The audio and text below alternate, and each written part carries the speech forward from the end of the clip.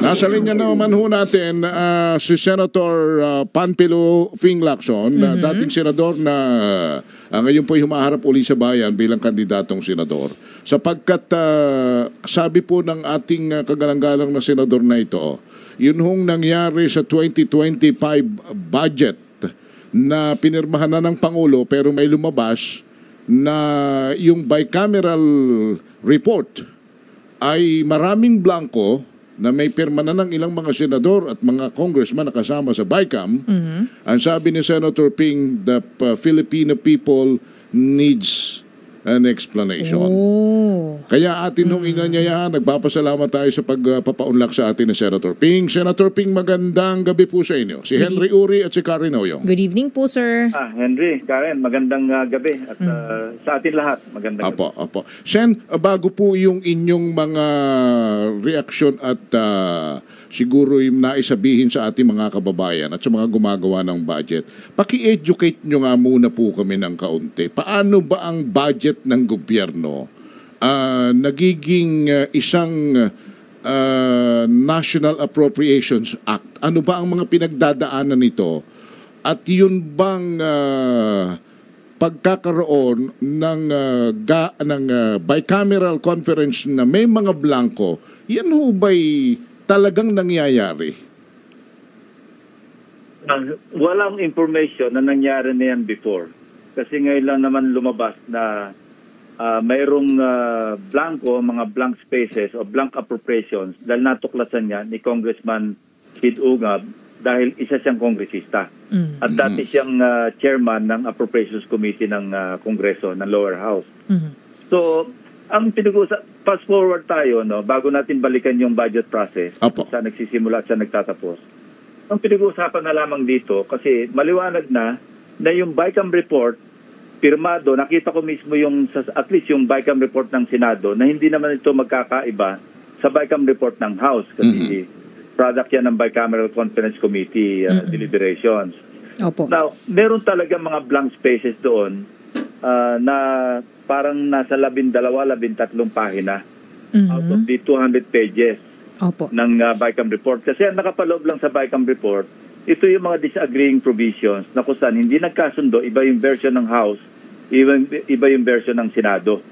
At yun ang pinagre-reconcile. So yun lang yung nilalaman, kaya hindi ito aabot ng libu-libong pahina. Ang bilang nga na narinig ko, nasa 200 pages. Pero out of the 200 pages, may mga pahina na naglalaman ng mga blankong appropriations o mga alokasyon. Walang nakalaang pondo. So, established na yon, walang problema doon. May problema, pero ibig sabihin, hindi na subject ng diskusyon dapat. Ano? Ang pinag-uusapan na lamang dito, noong isinabmit yung enrolled bill, ang enrolled bill kasi dapat walang pagbabago doon sa BICAM report. Kasi ang BICAM report, pag ito'y naratipikahan o niraratipikahan ng either House, Senado man o Kongreso o Lower House, walang pwedeng baguhin. Kasi usapan lang dyan, iraratify ba o hindi. Kapag mayroong tumayo sa floor at nakakita sana ng mga blanco doon sa BICAM report, at sana may nakakita pero apparently wala or hindi pinansin. Dapat doon may tumayo, kinwestiyon niya at hindi maaprubahan o hindi mararatikahan yung BICAM report. Pag hindi niratipikahan yung sa floor, magre-reconstitute yung Bicameral Conference Committee para pag-usapan uli, para punuin, para walang question at walang blanco. Okay. So, nangyari, may blanco na nga, may BICAM report, may blanco, naratipikahan. Now, ang pag-uusapan na lang natin dito, noong bang nagsumite ng enrolled bill, yung Kongreso, ang nagpiprint kasi ng enrolled bill, House of Representatives. Walang papel ang Senado sa pag-imprenta ng enrolled bill na ipapadala sa Malacanang para pirmahan ng Pangulo or ibito. Okay. Kung doon sa enrolled bill, nandun pa rin yung mga blanco dahil obviously o established fact na talaga may blanco sa BICAM report at faithful reproduction dapat ang enrolled bill ng BICAM report.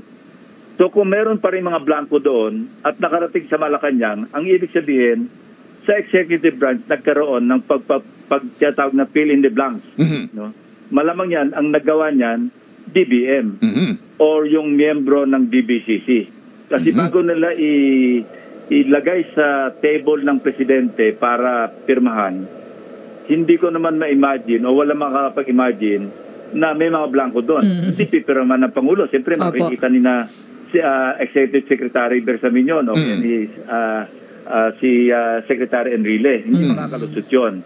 Okay, so kung doon sa enrolled bill, nagkaroon na ng na-fill up na lahat yung blanco doon sa BICAM report. Ang ibig sabihin, pinilapan yon sa House of Representatives. Now, flashback, balik tayo sa 2018 para sa 2019 budget. Nangyari na yan noon, pero hindi blanco ang pinanggalingan. Noong nag-ratify kami sa Senate ng BICAM report at nag-ratify din sa House, napansin namin noong nakakita kami ng kopya kasi pipirmahan yon ng Senate President at saka ng Chairman ng Finance Committee. No? At that time, Senate President Soto. Ang chairperson, si Senator Legarda. So kami, ng mga staff ko, nakipag-ugnayan doon sa LBRMO kasi may nakita kaming mga naiba. Pag inamyenda pa nila, yung BICAM report na ratified na, naiba ang balangkas doon sa enrolled bill. Hindi po pwede yun kasi ang enrolled bill, kinopia mo lang dapat yung BICAM report na ratified Okay, so sinabihan ko si Senate President. Sinabi ko sa kanya, hindi po pwede ito kasi inamend sa pagpaprint, na-amenda yung ating ratified na BICAM report. So nag-uusap-usap kami at ako, Senate President Soto, Senator Honasan, Senator Legarda, at si Senate Minority Leader Franklin Drilon. Kasi kung kami lang mag-uusap, wala namang abogado sa amin. So sabi ko, tawagin natin si Frank para magkonsulta tayo. At para na rin may kaalaman yung minority bloc. Opo. Ang sinadjust Senator Drilon, napakaganda. Sabi niya, kasi kung hindi pipirmahan ni Senate President Soto yung enrolled bill, siya ang bubuntunan ng sisi pag nag-reenacted budget. Dahil siyempre, abutin ng Enero, Disyembre, oras na peligro na yun. Mag-break na yung Kongreso, session break o Christmas break. So sabi ni Senator Drilon, pirmahan mo yung enrolled bill pero i-qualify mo na ang saklaw lang ng iyong pirma yung na-ratify na BICAM report, hindi yung kabuuan ng enrolled bill kasi naiba. Kasi ito na 75 billion pesos na parang amendment. At the same time, tinawagan namin si Executive Secretary Bingbong Medialdea. Sinabi namin yung problema. Pipirma namin to, papadala dyan, babalik sa House, pero tingnan nyo lang yung annotation na merong sinasabi doon, si Senate President Soto, na hindi kabuuan ng enrolled bill ang kanyang pinipirmahan. So pinag-aralan ng Malacanang at nakakita pa sila ng additional 20 billion pa, mahigit. So yun ang pinakamalaking dito sa history ng Pilipinas sa aking pagkakatanda. 95.3 billion ang binito ng presidente. Nawala yun sa national budget o sa GAA. So yun ang tamang pamamaraan. Ang problema nga ngayon, walang nag-question nung nag-ratify ng BICAM report na maraming blanco. Senator Ping, yung pag-ratify, paano ba ginagawa ito? Kasi meron hong mga lumalabas na pinadalhan lang ng email yung mga congressman. Tapos January 11, if I'm not mistaken, doon lang nila natanggap yung dapat ratifikahan at nung araw din na yon na napakabilis na ratifikahan kaagad. Paano ba ginagawa ang ratifikasyon ng bicameral report bago maging enrolled bill? Plenaryo yan. At saka hindi po pwede yung nominal voting nga yan eh. Kasi kung merong isang tatayo, halimbawa, bago siya bumoto o pagkaboto niya, magpapaalam siya, may I explain my vote. Kung halimbawa, negative vote. Kung halimbawa, nandun ako at nakita ko maraming blanco, tatayo ako doon, sasabihin ko, ang boto ko negative o no. And may I explain my vote. So, i-explain ko ngayon, kaya ko nagboto ng no, kasi hindi kompleto itong BICAM report, may mga blanco. So hindi pwedeng madalian ang ratifikasyon? Hindi pwede. Nominal yan. Isa-isang tatawagin yan. Starting sa letter A hanggang sa letter C, boboto. Kung hindi ho nasunod yung prosesong yon, anong problema ng orientasyon ng budget? Yan ang malaking usapin ngayon kasi idudulog sa Korte Suprema at Korte Suprema lamang ang pwede magsabi kung ano mangyayari o kahinatnan ng GAA ng 2025. Kasi alam mo yung enroll bill, hindi pa naman yung batas. Yung BICAM report, hindi pa yun batas. Yung ratified na BICAM report, hindi yun batas. Ang batas talaga na pwedeng questionin yung constitutionality ng batas, yung GAA na napirmahan na ng Pangulo at maliwanag naman na kumpleto. Walang blanco doon sa... Kasi pinagdiinan nila yan na kumpleto yung GAA at maski i-examine natin sa website ng DBM, kumpleto yung GAA. So walang question doon. Yung budget process, yun na nagkaroon ng depekto. So kaya bang questionin, habulin sa yung constitutionality ng 2025 GAA dahil mali yung proseso. Yun ang question na iiwanan natin sa Korte Suprema. Hindi tayo pwede magsabi na unconstitutional yon o constitutional yon kasi hindi naman tayo Korte Suprema. Okay. Yun. So, Senator Ping, sir, kasi po yung inilabas po ni Congressman na ungab na kopya po na may mga blanco.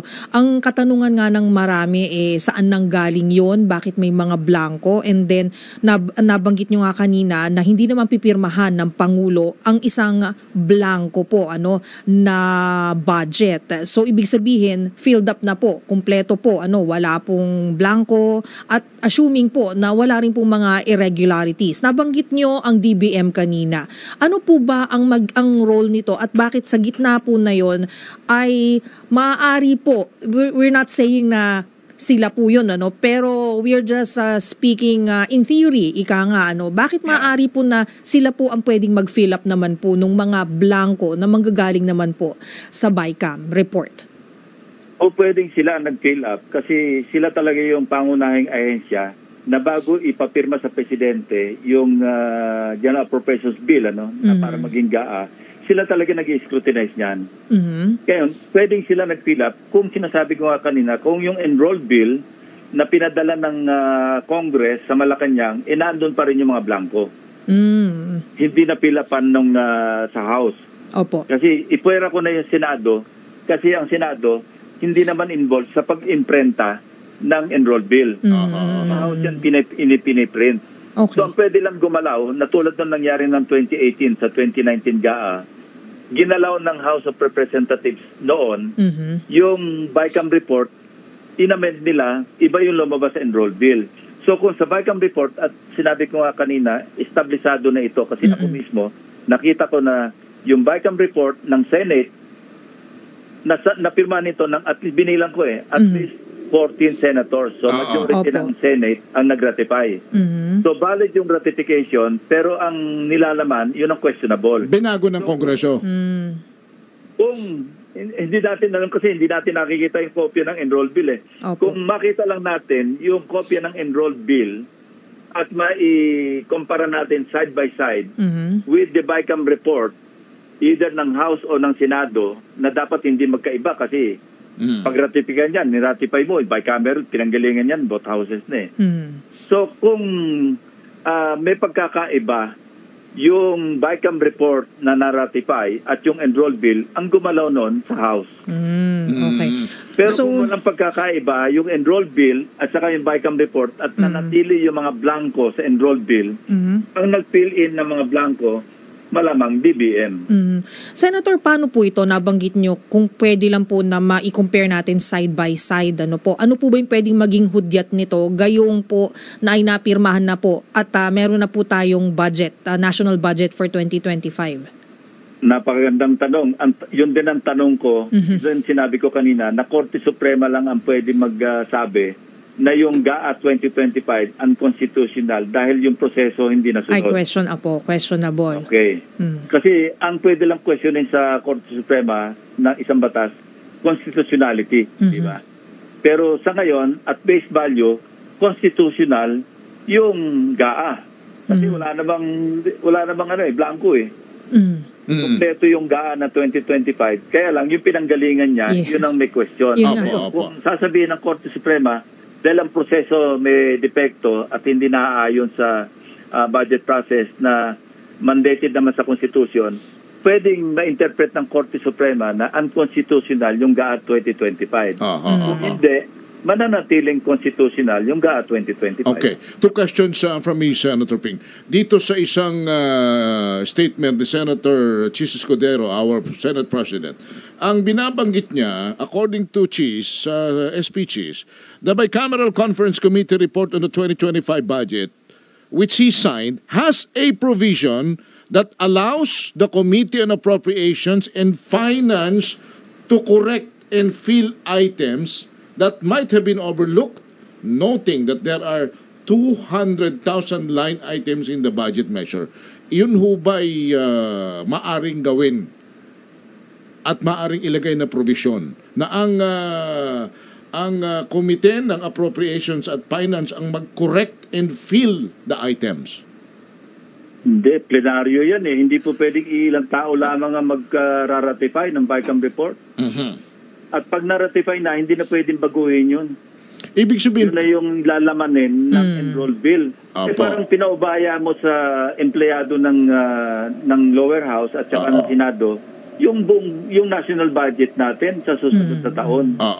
Hindi siguro ako sasang-ayon doon kasi ang nagbe-decide kung yung budget iraratify yung mga senador na 24, at least majority, at saka majority ng members ng House. Hindi po pwedeng ipaubaya yan sa technical working group. Kasi wala naman silang mandate from the electorate. Kung i-fill up yan, pupunuan, sino lang ang otorisado ng konstitusyon ng ating mga batas na po pwede pong maglagay dyan? Do they need again to convene? Pag-usapan natin yung mga hindi nalagyan ng mga blanco, pag-usapan uli in a special session kaya para ma-fill upan yan, Senator? Kung halimbawa for ratification at may mga blanco, dapat i-reconstitute yung Bicameral Conference Committee. Kung may tumayo doon sa floor at question niya, mga blanco ito, hindi natin pwedeng i-ratify ito kasi may mga blank, hindi kompleto. Ang problema doon is ang magiging motion nung tatayo magko-question to reconvene or reconstitute the Bicameral Conference Committee ng both houses, composed of the two contingents, at fill upan nyo yung mga blanco. Pero Senator Ping, eto nga at it's in the back of everybody's head, including mine. Kung nakita po ni Representative Ungab po yun, ang tanong ko lang po, honest po na tanong, bakit hindi po niya ginawa yung sinabi nyo na hindi siya tumayo at hindi niya po ipinoint out po yung mga blanco? Kasi wala pa silang kopya raw ng BICAM report. Bakit ka pumoto kung wala kang... Ako noon sa Senate, pag hindi ko nakita yung BICAM report, nagnono ako ng vote sa... Kasi hindi mo alam yung niraratify mo eh. Pero, para bang nagpirma ka ng bulag. Opo. Hindi, pero ito nga, pero nakalusot, di ba? Hindi, kasi nga, ang sabi din ho nung ibang, in fact, si Senator Amy, nung makita niyong, kaya hindi raw siya pumirma sapagkat una, may mga blanco. Sabi rin nung isang congressman, na makakuha siya sa email, hindi rin blanco. Sabi, may mga blanco rin. Sabi ni Congressman Ungab, nagsisearch siya ng mga ipinadala ho sa kanila sa email. Ngayon, meron siyang nakita na bicameral report at nung kanyang basahin yon ay doon lang niya nakita na may mga blanco pala kaya in-expose niya in-expose na niya. At ang isa pang tanong nga 11 ng January natanggap yung sinend yung mga ganyang email, doon noong petsa din daw ho na yon ay na-approve. Na-ratify. Pero sobrang liit nung gap po. Hindi pwede. Kasi dapat na-ratify yan bago mag-December 31. Kasi kung hindi ma-ratify yan bago magtapos ang taon, magre-renacted budget sana tayo pagdating ng January 1. Opo. Sen, pagka, ayaw naman natin, hindi natin pinangungunahan ng Supreme Court, but we can only, a bit speculate on these things. Pag halimbawa hong sinabi ng Korte Suprema na hindi nasunod ang proseso, therefore, ang 2025 budget is unconstitutional. Ano po ang resolve dito ng gobyerno? Babalik ba tayo? Gagamitin natin yung 2024 budget reenactment? Balik tayo sa reenacted budget kasi kung hindi valid, it is as if hindi na ipasa yung 2025 budget, national budget. So ang gagamiting budget, yung reenacted, meaning kung ano yung nandun sa 2024 national budget o GAA, mag-ooperate ang gobyerno doon sa ang mahirap naman doon, pag nag-reenact tayo, halos parang lump sum budget yung buong 2024. Kasi yung mga items doon, yung iba ron na implement na eh. Opo. So yung maiiwanan lang doon yung mga amount. So parang yung buong budget. Kaya iniwasan natin mag-reenact. yung mag-reenact ng budget. Pero pwede hong gawin yon. Yun ang pwedeng solusyon. Nangyari yan before. Wala nang ibang ano. Ito, I'll be a little mischievous. Sige po, sir. Bakit natin tempo? Noong panahon ni President Gloria Macapagal-Arroyo, tuwing election year, reenacted yung budget. Wow. 2004, 2007. Basta yan ang pattern. Ano? Sa tanda ko, I may be wrong. Opo, pero bakit tuwing election year, nagre-reenact ng budget? Chumachamba. Anyway, subject to verification sa record. Pero yun ang pagkakatanda ko. Kasi napapag-usapan namin sa Senado noon yan na eto na naman, election year, mag-reenacted. Ilang buwan lang naman yan, hindi naman buong taon. Opo. Pero ilang buwan yan na nag-operate yung gobyerno na reenacted budget. Meaning, pwede mag-realign ng Malacanang kung saan pwedeng gastusin. Kasi naandun yung budget, halimbawa 3 trilyon. No? Yung 3 trilyon, nakalutang yon kasi yung mga items, yung iba doon, na-implement na ng previous year. Opo. So parang malaking lump sum yung national budget. In other words, so parang hindi... prone to corruption naman pag ganun, di ba, Senator Ping, sir? Prone to corruption, pero may oversight mandate naman ang Kongreso. So pwedeng i-check din yun. So in other words, hindi ho naman maaapektuhan ng operasyon ng gobyerno at hindi titigil po ang social services, bibigay ng public, serbisyo kung magre-reenact tayo ng ilang buwan lamang. Hindi naman, pero may epekto nga rin yun kasi nga pwedeng paglaruan. Yun nga eh. Branch yung budget. Opo. Kayo, Senator Ping, ay katangi-tanging senador. Ito na kaya ako partner sumasaludo naman off and on mic. Mukhang dito sumikat si Senator Ping din eh. On and off mic. Alam naman ni Senator Ping yan, kaya ako sumasaludo sa kanya at marami sa ating mga kababayan. Sapagkat siya ang kaisa-isa't natatanging senador na sa kanyang simula ng kanyang pagkaupo ay hindi siya tumanggap ng anumang pork barrel. Alam naman ng bayan yan. Senator Ping, ano ang bilang Pilipino, hindi lang bilang dating senador, anong nararamdaman ninyo sa mga ganitong pangyayari ngayon sa atin pong tao ng budget? Alam mo, Andy, ganito. Yung national budget, ang laging tawag ko dyan, yan yung lifeblood ng ating economy, if not the country itself. Pag nabarahan yan, stroke ang aabutin mo. Ganon din sa yung bansa natin. Kapag barabarado at kung saan napupunta yung budget, hindi nagagamit ng tama, hindi tayo tatagal. Kasi di ba sinabi na rin ni Secretary of Finance Ralph Recto, noong araw pa ito, ngayon nag-update na yon. Ang hinihiram ng Pilipinas sa loob ng isang araw, at that time, I think this was a few months ago, 4.1 billion pesos. Ngayon yata parang nasa 5 billion na tayo na inuutang. Daily. Para lang masustentuhan yung ating operasyon ng gobyerno. Imagine, 5 billion pesos a day na utangin mo. So, in other words, nag-ooperate tayo on a deficit. Hindi tayo makagasta para sa operasyon ng gobyerno kung hindi tayo mangungutang. Hindi ba napakalungkot noon? At kung makakarinig tayo na nasasayang yung budget dahil sa corruption, dahil sa misuse, sa unuse, yun ang problema. Kaya ako, alam mo, tuwing magba-budget deliberation, ako noon sa Senado, committee hearing pa lang o sa plenaryo, at tinatanong ko yung mga heads ng agencies.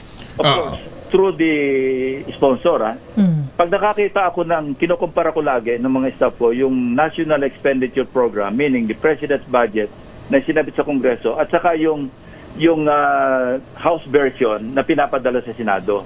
Pag may nakita ako doon, na pagkakaiba, halimbawa sa public works. Ang unang tanong ko agad sa head ng agency, ito ba alam nyo? Alam ko naman yung sagot na hindi kasi nasa NEP, Opo. pero wala sa NEP, pero naandyan naman sa House version ng bill. So, ang susunod na tanong, kung hindi nyo alam to, paano nyo ito i-implementa? Hindi naman kayo na-involve sa planning. Opo. At sigurado ang sagot, hindi namin i-implement. So, okay ba sa inyo, tanggalin ko ito? Kasi hindi nyo kayo implement, hindi magagamit yung pondo. Tama. So, ganun lagi yung aking panuntunan. So, kapag inaalis namin yon at siyempre, may mga nagagalit sa amin, may mga minsan naglalabi sa aming opisina ng mga congressmen mismo kasi natanggal yung kanilang, ang tawag doon, insertion o realignment. Opo. Ako mismo, nagre-realign ako, pero ang tawag ko sa aking realignment lagi, kasi wala naman akong pork barrel, institutional. So, halimbawa, naglagay ko sa DOST ng para sa kanilang research and development. Kasi napansin ko, yung taon-taon, ang ina-allocate nating budget para sa research and development ay near 0.04 or 0.4%. Opo. Sabi ko, paano tayo Ang liit. aasin? So, wala na tayong gagawin kundi bumili ng gamit sa ibang bansa kasi wala tayong research and development. Yes. Oo. Sa ibang bansa, ang binabato nila sa kanilang research and development, at least 10% ng kanilang national budget. Malaki. Na Pero dapat ganun din dito para maging self-sufficient tayo. Opo. Pero, Senator, Sen- go ahead. Tinatawag kong institutional amendment kasi wala akong pakinabang doon at yun, nire-request yun o nire-request ng ahensya mismo. nakailangan nila kasi. Alam na kailangan. Paano gamitin. At alam Correct. nila paano gamitin. Oo, tama. So, Senator Ping, sir, ano po ba sa inyong palagay? Dapat na po ba nabaguhin, repasuhin, i-fine-tune? Ano po ba sa tingin ninyo dapat nating gawin pagdating sa mga proseso when it comes to our budgeting or for the process na we can come up with our national budget? Siguro sa dugtungan ko yan, especially yung power of the purse, Senator Ping. Alam mo, naka-institutionalize naman yan, yung budget process. No? Ito, mabuti na pag-usapan na natin yan. Balikan na natin yung proseso. Alam nyo ba na unang-unang proseso sa budget process, nagsisimula yan sa barangay. Kasi meron tayong tinatawag na Barangay Development Council, Municipal City Development Council, Provincial Development Council, hanggang sa umakyat ito sa Regional Development Council. Yun ang tamang proseso. Kasi sino ba yung masigit na nakakaalam na mga needs at saka priorities doon sa mga kanayunan, kundi yung mismong mga taga roon. Ngayon, pagdating sa Regional Development Council, nandyan na yung mga line agencies. Nakikilahok na dyan yung DBM kasi may regional DBM naman. Andyan na yung mga ahensya. At pinag-uusapan nila ano yung bago balangkasin yung National Expenditure Program nanggaling na yon doon sa mga sinumite na mga Local Development Council. Yun ang tamang proseso. Na sa ganon, yung nangangailangan ng livelihood sa isang lugar, nangangailangan ng infrastructure sa isang lugar, swak na swak. Yes. Ngayon, pagdating sa national, sa tinatawag na DBCC, Development Budget Coordinating Committee, no? Ito yung NEDA, DBM, Finance, Executive Secretary, and so forth and so on. Sila mga members. Of course, in consultation din sa mga agencies, o ito yung sinabit ng Regional Development Councils, i-bet nyo ito. Alin dito yung kaya natin pondohan, alin yung kaya nating i-implement. So, pinag-uusapan yon. Doon na ngayon mabubuo yung tinatawag na National Expenditure Program. Na yun yung output ng mga local development councils all the way up hanggang regional development councils. Okay. Alam nyo ba na yung produkto ng regional development councils, alam nyo ba kung ilang porsyento lang ng national budget pagdating sa NEP o pagdating ng GAA? Mere 20%. Noong panahon ni DBM Secretary Abisado, tinake up ko sa kanya yun, bagong upo niya pa lang. Sabi ko, bakit pinahihirapan natin yung mga local development councils na nagmi-meeting sila doon, nagbubuo sila ng kanilang local development plans. Pagkatapos 20% lang ibinibigay natin. Liit. Lagi ko dapat 80% yung output ng mga local development councils at 20% lang kasi inamendahan lang niya sa national. Parang na-vet lang yan, na-scrutinize at ito baka hindi kailangan pa ito, alisin muna natin. Sana man lang 50-50 man lang. Yung 20% lang. Parang binaliwala mo na. Ngayon, sabi ng mga congressmen, paano kami? Meron kaming power of the purse. Teka muna, ang district representatives, member sila ng mga local development councils. Sa barangay, pwede sila magpadala ng kanilang representatives doon. At doon makipagdiskusyon sa mga local government units. Ano bang kailangan natin? Kailangan natin, sa district ko, kailangan ng tulay. Para maisama doon sa output ng mga local development councils hanggang papunta sa regional development council. Ang problema, hindi naman masyado nag-a-attend yung ibang kongresista. Marami nag-a-attend, pero may maraming hindi nag-a-attend kasi alam nila, pagdating sa kongreso, Sila na bahala. kaya naman namin kumikutin yan. Yun ang masama. Hindi nasusunod yung talagang ideally, yung kung nasusunod lang lahat yung talagang budget processing natin, budget process, maganda sana output. Baka asenso na yung Pilipinas. Kanya nga. Anyway, Senator Ping, unfortunately, we are running out of time. But Kulang ang oras, sana ho, pagbigyan nyo uli kami sa mga ilang araw pang nalalabi. Bago kayo hindi na pahintulutan ng, ng batas panghalalan na ma-interview ng mahaba-haba. But kami po ay hihiling uli sa inyo ng isang pang panayang pagkaisang araw. Sen, maraming salamat po sa inyo. Sa inyo pong pagpapaliwanag at pagbibigay ng inyo pong patingkad na opinion at reaksyon sa ating pong tao ng budget. Thank you po, Sen. Maraming salamat, Henry. Karen, maraming salamat. Alright. Thank you po. Senator Panfilo Ping Lacson.